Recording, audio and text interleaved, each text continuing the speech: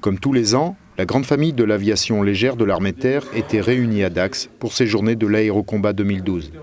Sorte d'états généraux annuels et moment privilégié pour échanger et se retrouver autour des problématiques du moment. C'est de réunir tous les correspondants de l'aéromobilité de l'armée de terre afin de leur dispenser une information très générale et la plus large possible sur les évolutions en cours de l'arme. L'aérocombat et le combat terrestre sont aujourd'hui confondus. Afghanistan, Côte d'Ivoire, Libye, mais aussi en France, où la LAT a sauvé un grand nombre de ses concitoyens. La troisième dimension tactique joue un rôle important dans l'efficacité des forces terrestres.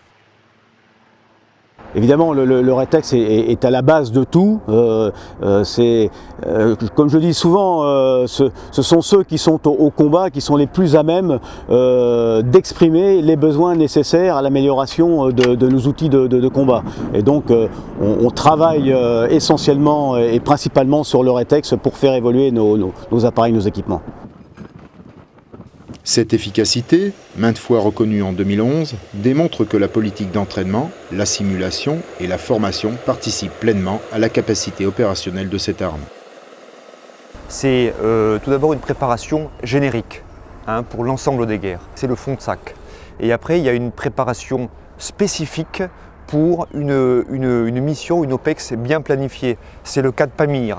Pour des opérations inopinées, comme c'était le cas d'Harmattan, et bien là, on se sert du fond de sac qui a été préparé et on essaie très rapidement, au moment de la montée en puissance, de finaliser cette EMCP pour l'opération spécifique.